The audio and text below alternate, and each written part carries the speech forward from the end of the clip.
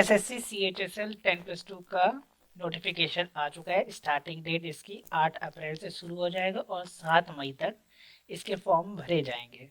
Last date इसकी 7 मई है।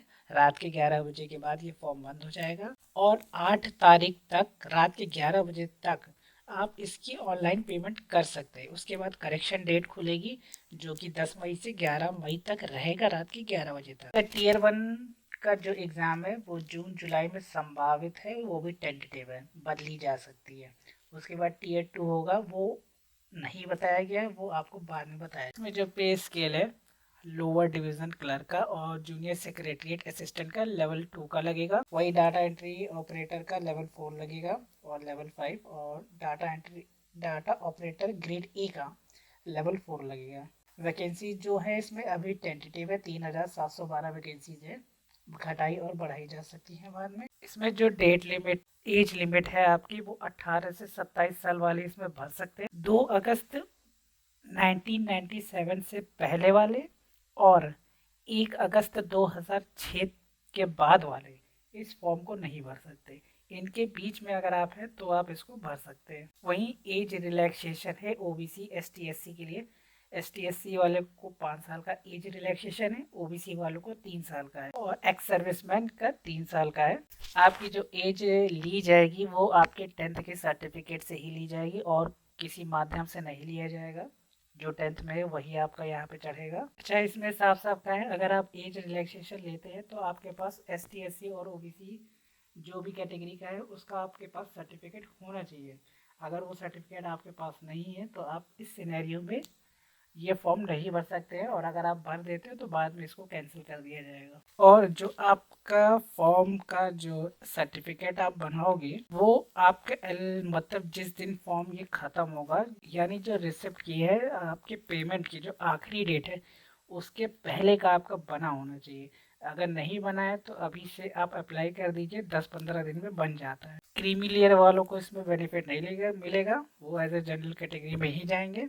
उसके बाद ईडब्ल्यूएस है तो उसके लिए आपको सर्टिफिकेट होना चाहिए फाइनेंशियल ईयर 2024-25 का। अगर आपका 2 से 3 साल 4 साल पुराना सर्टिफिकेट है तो आप इसको रिन्यू करा लीजिए, नहीं तो बाद में दिक्कत हो सकती है। अब यहाँ पे एजुकेशन क्वालिफिकेशन है डाटा एंट्री ऑपरेटर के लिए ग्रेड ए जो कि मिनिस्ट्री ऑफ कंज्यूमर अफेयर और फूड डिस्ट्रीब्यूशन के अंदर और साथ में मिनिस्ट्री ऑफ कल्चर में जो जाएगा उसमें आपका 12th होना चाहिए पास साइंस स्ट्रीम में और साथ में मैथमेटिक्स सब्जेक्ट होना चाहिए। वहीं एलडीसी और जेएसए और साथ में data entry operator grade A except ऊपर वाला जो पॉइंट है जो कि ministry of consumer affair food और पब्लिक डिस्ट्रीब्यूशन में और मिनिस्ट्री ऑफ कल्चर, इनके अलावा जो दूसरे मिनिस्ट्री है उसके अंदर आपको 12th होना चाहिए, उसमें साइंस की कोई वो नहीं है। और आपका जो एजुकेशन क्वालिफिकेशन जो सर्टिफिकेट होना चाहिए 12th का वो 1 अगस्त 2024 से पहले पहले आपका रिजल्ट आ जाना चाहिए। इसमें सबसे बड़ी चीज़ एसएससी में अप्लाई करने के लिए अब आपको ओटीआर पहले भरना होगा। अगर आपने ओटीआर नहीं भरा है तो पहले ओटीआर भर ले, उसके बाद ही इसको अप्लाई करें।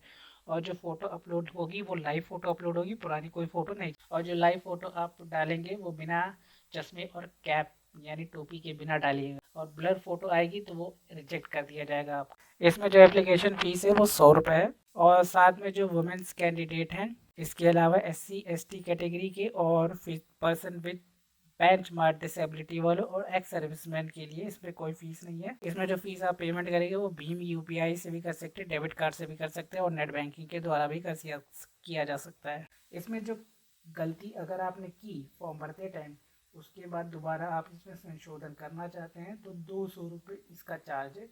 उसके बाद भी अगर आपने गलती की है और फिर से संशोधन करना चाहते हैं तो 500 रुपये करेक्शन फीस लगेगी, तो ध्यान से इस फॉर्म को भरिएगा। अब यहाँ पे एग्जामिनेशन सेंटर है, फिलहाल आप जब फॉर्म भरेंगे वहाँ पे एग्जामिनेशन सेंटर पूछेगा तो उसी हिसाब से आप अपने आसपास के एरिया का डाल सकते हैं।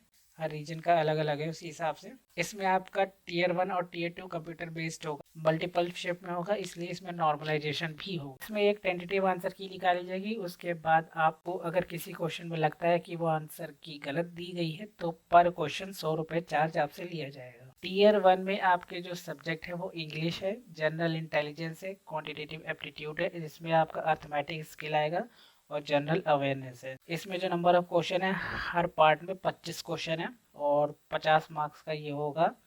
इसमें जो टाइम आपके पास है वो 60 मिनट का है। ये ऑब्जेक्टिव टाइप पेपर होगा इसमें, और जो नेगेटिव मार्किंग है वो एक क्वेश्चन के लिए गलत पे हाफ मार्क्स कटेंगे। फिर उसके बाद टीयर 2 होगा, जिसमें आपका सेक्शन 1 होगा, मॉड्यूल 1 मैथमेटिक एबिलिटी, और मॉड्यूल 2 में रीजनिंग और जनरल अवेयरनेस होंगे। 30-30 क्वेश्चन होंगे, टोटल 60 क्वेश्चन होंगे, 180 मार्क्स का होगा, यानी हर क्वेश्चन 3 मार्क्स का होगा।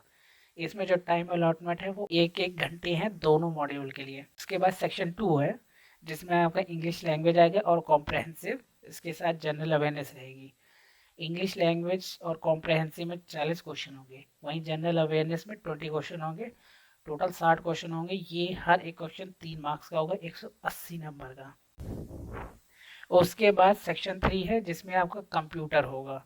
इसमें 15 क्वेश्चन पूछे जाएंगे और हर क्वेश्चन 3 मार्क्स का होगा, तो 45 नंबर का ये होगा, और आपको इसमें 15 मिनट दिए जाएंगे। फिर सेक्शन 3 मॉड्यूल 3 में है स्किल टेस्ट, यानी टाइपिंग टेस्ट मॉड्यूल होगा। ये इसमें आपका डेटा एंट्री ऑपरेटर वालों के लिए होगा। ये इसके अलावा जो आप मिनिस्ट्री ऑफ, जो पैरा 8.1 में था जिसमें कल्चर और फूड वाला था, उसको छोड़कर जो बाकी मिनिस्ट्री में लिया जाएगा उसमें स्किल टेस्ट मांगा है।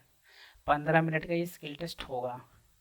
फिर है टाइपिंग टेस्ट, जो कि एलडीसी और जेएसए के लिए है, 10 मिनट का होगा ये। इसमें जो टीयर 2 होगा 2 सेशन होंगे और दोनों सेशन एक ही दिन में होगा, और सारे सेक्शन में क्वालिफाई करना मस्ट है। इसमें जो नेगेटिव मार्किंग वो 1 नंबर कटेगा सेक्शन 1-2 में, और साथ में मॉड्यूल 1 ऑफ सेक्शन 3। और जिसमें मॉड्यूल 2 का जो सेक्शन 3 है, यानी जिसमें आपका कंप्यूटर नॉलेज टेस्ट होगा, ये क्वालिफाइंग नेचर होगा। उसके बाद मॉड्यूल 2 में सेक्शन 3 में, जिसमें आपका स्किल टेस्ट और टाइपिंग टेस्ट है, ये आपका सेम डे होगा, क्वालिफाइंग नेचर होगा। इसमें जो एरर आपका लिया जाएगा अप टू 2 डेसिमल प्लेसेस तक लिया जाएगा। साथ ही में जो स्किल टेस्ट होगा डेटा एंट्री ऑपरेटर के लिए, वो मैंडेटरी है। Skill test data entry operator के लिए नो कैंडिडेट इज एक्सेप्टेड, बिना इसके आप आगे नहीं बढ़ सकते। आपके पास फिर इसमें है skill test data entry operator के लिए, जो कि मिनिस्ट्री ऑफ कल्चर और फूड वाले में था। इसमें जो स्पीड चाहिए आपको वो 15,000 की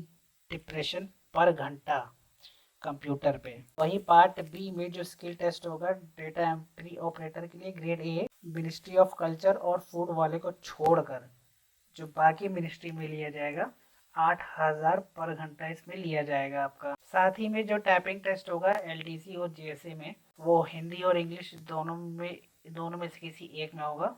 इसके लिए आपको ऑप्शन चूज करना पड़ेगा कि हिंदी में देना चाहते हैं या इंग्लिश में। अगर उसको चूज करने के बाद इसमें आप फिर कोई चेंजेस नहीं कर सकते। इंग्लिश के लिए जो टाइपिंग है वो 30 वर्ड पर मिनट है, और वहीं हिंदी के लिए जो टाइपिंग है वो भी 30 मिनट पर मिनट है, यानी 10,500 की डिप्रेशन पर आवर इंग्लिश के लिए, और 9,000 की डिप्रेशन पर आवर हिंदी के लिए। यानी इंग्लिश में आपकी जो टाइपिंग स्पीड होनी चाहिए 35 वर्ड पर मिनट, और हिंदी के लिए 30 वर्ड पर मिनट। 10 मिनट आपको मिलेगा। उसके बाद यहाँ सिलेबस दे रखा है, इंग्लिश लैंग्वेज का सिलेबस है, जनरल इंटेलिजेंस का सिलेबस है, इसका आप पॉज करके एक बार देख सकते हैं।